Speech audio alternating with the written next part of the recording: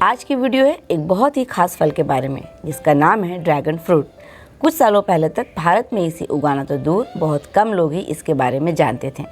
जिस प्रकार हम भारतीयों ने स्ट्रॉबेरी को अपनाया, उसे उगाने लगे, उसी तरह अब इसकी भी खेती हो रही है। हेलो फ्रेंड्स, मैं नीता और आप देख रहे हैं नीता सिंह दिल की बात। आज की वीडियो बहुत ही इंटरेस्टिंग होने वाली है। इस पौधे को बोने से लेकर फ्रूट की हार्वेस्टिंग तक पूरी जानकारी देने वाली हूँ। वीडियो के बाद आप कहेंगे कि अरे इसे तो ग्रो करना बहुत ही ईजी है, हमने अब तक इसे ट्राई क्यों नहीं किया। तो वीडियो को ध्यान से बिना स्किप किए लास्ट तक देखिएगा। तो चलिए फटाफट से वीडियो स्टार्ट करते हैं। हम इसे नर्सरी से मार्च 2020 में लेकर आए थे। यह कैक्टस की फैमिली का पौधा है जो कि देखने से प्रतीत भी हो रहा है, इसलिए इसकी केयर टिप्स बहुत कुछ कैक्टस से मिलती जुलती है। लाइक इसकी सॉयल, वाटर रिक्वायरमेंट, इसे बहुत कम पानी की आवश्यकता पड़ती है, इसलिए इसकी पॉटिंग सॉयल बहुत भुरभुरी और वेल ड्रेन बनानी चाहिए। गार्डन सॉयल में सैंड के साथ साथ खाद और कंपोस्ट भी मिलाना चाहिए क्योंकि आगे चलकर इसे फ्रूट प्रोड्यूस करना है। अभी यह पौधा बहुत छोटा है, इसलिए मैंने इसे छोटे पॉट में लगाया है, लेकिन बाद में मैं इसे बड़े पॉट में ट्रांसफ़र करूँगी।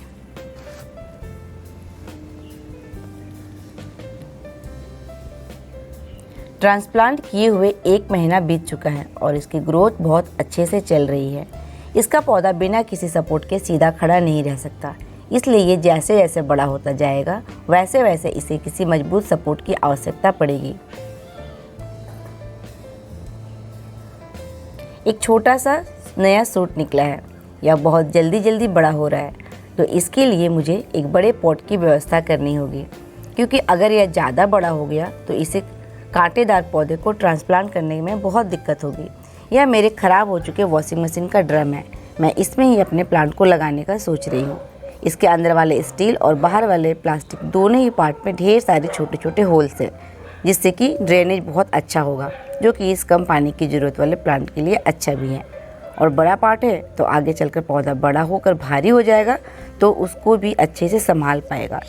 इसमें मैं अपने गार्डन से सूखे पत्ते इकट्ठा करके डाल रही हूँ, फिर मिट्टी, कंपोस्ट वगैरह से भरकर तैयार कर लूँगी, फिर ट्रांसप्लांट करूँगी। देखिए ये छोटी सी लीफ कितनी बड़ी हो गई। इससे पहले कि ये प्लांट और बड़ा हो, आज शाम को इसको ट्रांसप्लांट कर ही लेती हूँ। और मेरा वॉशिंग मशीन का टब भी भर चुका है। जिस प्रकार आप कैक्टस के साथ काम करते समय ग्लव्स को नहीं भूलते, वैसे ही इसके साथ भी ग्लव्स ज़रूर पहनें। यह एक पेरेनियल प्लांट है जो कि सालों साल फल देता रहता है, इसलिए इसे ग्रो बैग में ना लगाएं। ग्रो बैग तो कुछ सालों में फट जाएगा और तब तक ये प्लांट भी बड़ा हो चुका रहेगा। और यह ठहरा कैक्टस की तरह का कांटेदार पौधा तो दूसरे पॉट में शिफ्ट करना बहुत बड़ी परेशानी का कारण बन सकता है, इसलिए बहुत सोच समझकर फाइनल पॉट का चुनाव करें।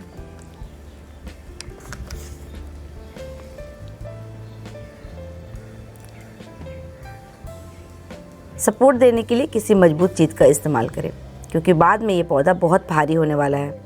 पौधे को रस्सी से बांध कर अच्छे से सिक्योर कर दूंगी, फिर वाटरिंग करूंगी। मैंने इसे इस दीवार के पास रखा है ताकि ज़रूरत पड़ने पर इस लोहे की ग्रिल के साथ भी बांध सकूं। इसे सपोर्ट इसकी सिर्फ एक ही ब्रांच लंबी और लंबी होती जा रही है, तो मैं सोच रही हूँ कि इसे ऊपर से थोड़ा सा कट कर दूँ ताकि वहाँ से 2 ब्रांचेज निकले। जब भी ये किसी चीज़ के संपर्क में आता है तो वहाँ से एरियल रूट निकलने लगती है और ये मनी प्लांट की तरह चिपक कर ग्रो होने लगता है। तो सोचिए सॉयल के संपर्क में आकर ये कितनी जल्दी रूटिंग करता होगा, यानी कि इसे कटिंग से ग्रो करना बहुत ही ईजी है। आप चाहे तो कटिंग को 2-3 दिन रखने के बाद भी लगा सकते हैं ताकि कटा हुआ पार्ट थोड़ा सूख जाए और मिट्टी के संपर्क में आकर फंगस लगने का डर ना रहे। मैं इसे इसी ड्रम में लगा देती हूँ। जब इसे ग्रो करना इतना ही आसान है तो हम भारतीय भला क्यों पीछे रहें। वैसे तो यह मुख्य रूप से थाईलैंड, मलेशिया, श्रीलंका में उगाया जाता है, पर इसके फल के गुणों को देखते हुए विश्व के कई देश इसे उगाने लगे हैं। इसके फल को सुपर फूड की कैटेगरी में रखा गया है, जिसे देखते हुए भारत सरकार खास ध्यान दे रही है इसकी खेती पर, और भारत सरकार ने इसका नाम कमलम रखा है। इसका फल देखने में कमल की तरह लगता है, शायद इसीलिए। और हिंदी नाम होना भी चाहिए, क्यों ना हो। जब अंग्रेज हमारे आम को आम नहीं मैंगो के नाम से जानते हैं, तो हम भारतीय भी ड्रैगन फ्रूट को कमलम कह ही सकते हैं। देखा आपने कितनी इजी है इसे कटिंग से लगाना भी। कट करने के बाद 2 ब्रांचेस निकली और जो कटिंग लगाई थी वो भी थोड़ा बहुत ग्रो हुआ है।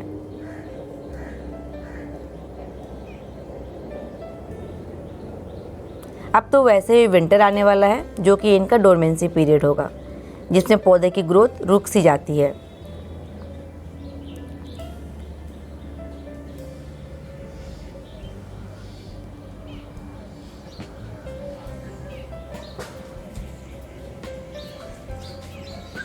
अब जनवरी खत्म होने वाला है और वसंत ऋतु आने वाली है।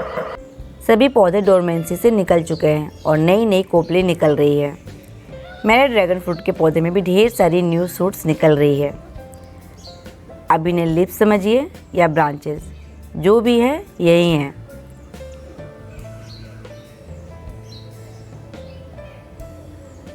देखिए हमारी कटिंग में भी नए नए शूट्स आ गए हैं।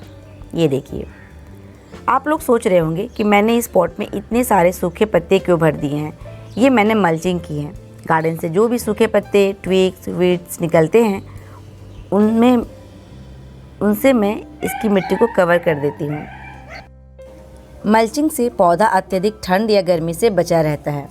बाद में यही पत्ते डिकम्पोज होकर फर्टिलाइज़र का भी काम करते हैं। मल्चिंग के बारे में एक डिटेल वीडियो मेरे चैनल पर है, जिसमें बताया गया है कि हम किन किन चीज़ों को एज ए मल्च यूज़ कर सकते हैं, कैसे करते हैं, क्यों करते हैं, क्या क्या बेनिफिट्स है। उस वीडियो की लिंक मैं डिस्क्रिप्शन बॉक्स में दे दूँगी। You can check out from there. फरवरी का महीना है और पौधा फुल ग्रोथ पर है। यही सही समय है कि इसमें फर्टिलाइज़र देने का। आप इसमें गोबर की खाद और कंपोस्ट दे सकते हैं। चूँकि यह एक फ्रूटिंग प्लांट है तो बोन मील भी दे सकते हैं। वैसे इसे बहुत अधिक खाद की ज़रूरत नहीं पड़ती, क्योंकि पहले इसे कोई उगाता नहीं था, जंगलों में अपने आप ही होता था।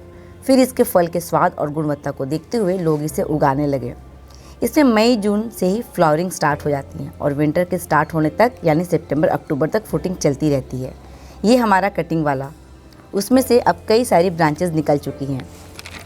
इस पौधे की ज़्यादातर ब्रांचेस अभी हाल फिलहाल में ही आई हैं। शायद अभी मैच्योर नहीं हुई हैं, इसलिए फ्रूटिंग पर नहीं आई, ना ही कोई फूल आया।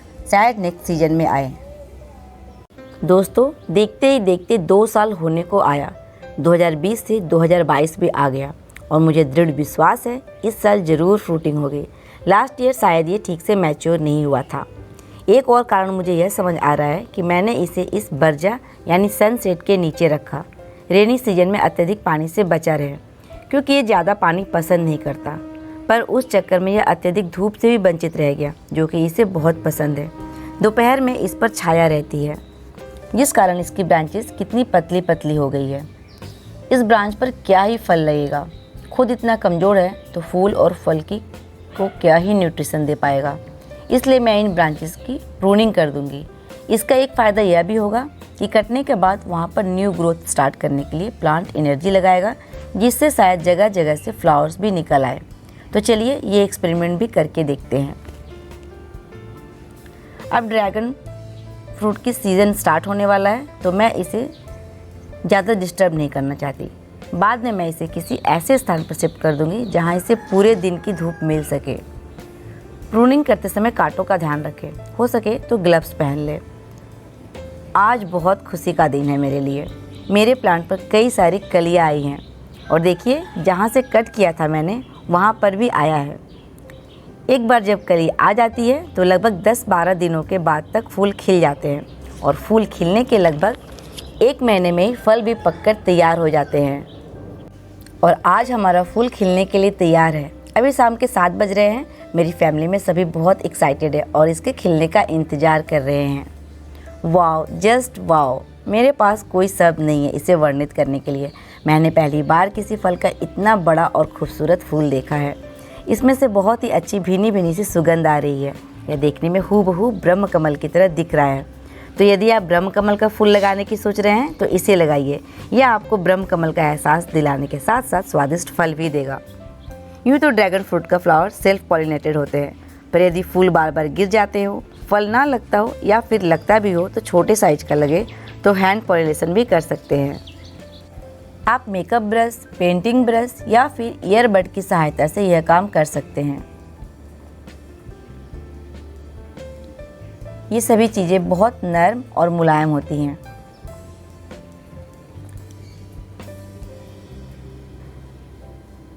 हल्के हाथों से ब्रश को पहले पोलन ग्रेन्स पर फिराएं, फिर उसे स्टिग्मा पर टच कराएं।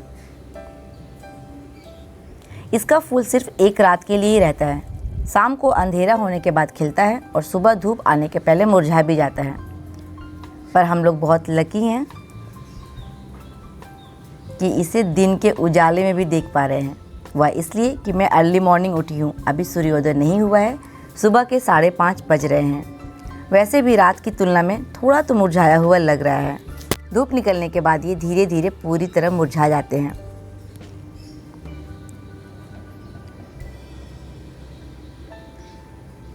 ये वाला एक दिन पहले खिला था। ये वाला पार्ट सूख जाएगा और ये पीछे वाला हिस्सा धीरे धीरे बड़ा होकर ड्रैगन फ्रूट का शेप ले लेगा।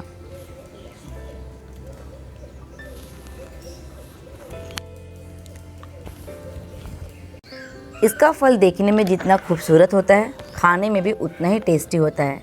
स्वाद के साथ साथ गुणों का खजाना है यह। इसमें भरपूर मात्रा में प्रोटीन और फाइबर पाया जाता है। साथ ही ओमेगा 3 फैटी एसिड भी पाया जाता है। इसके अलावा यह एंटीऑक्सीडेंट और एंटी कैंसर भी है।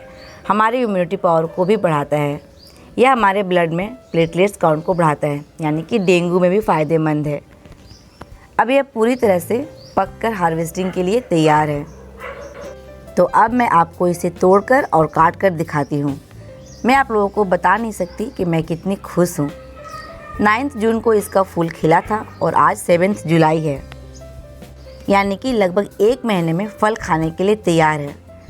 फल को हल्के हाथों से ट्विस्ट करने से ही आसानी से टूट जाते हैं।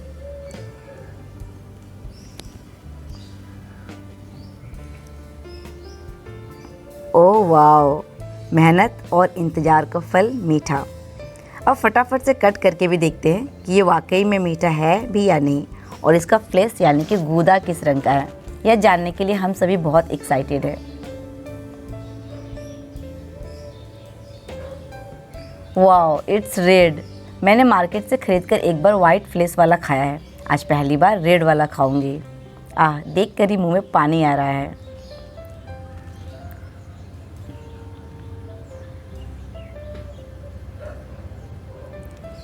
हमने एक एक टुकड़ा खाया अभी। वाकई में ये बहुत ही मीठा और स्वादिष्ट है।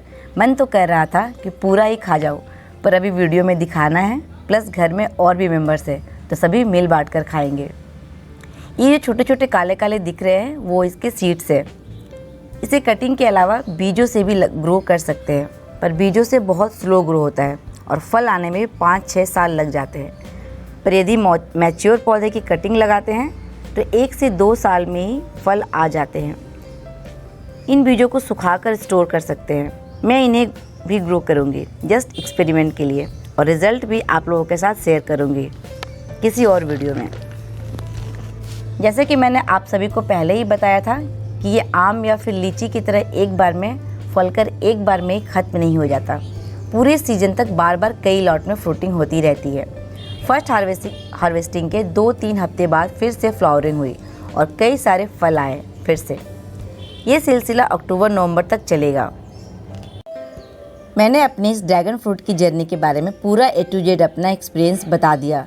वीडियो अच्छी लगी हो तो इसे लाइक ज़रूर कीजिएगा। इसे उगाने के इच्छुक दोस्तों के साथ शेयर कीजिएगा तथा ऐसे और भी अमेजिंग वीडियोस के लिए चैनल को ज़रूर से सब्सक्राइब कर लीजिएगा यदि अभी तक ना किया हो तो। ओके फ्रेंड्स, मिलते हैं फिर नेक्स्ट वीडियो में किसी और प्लान के साथ। तब तक के लिए बाय।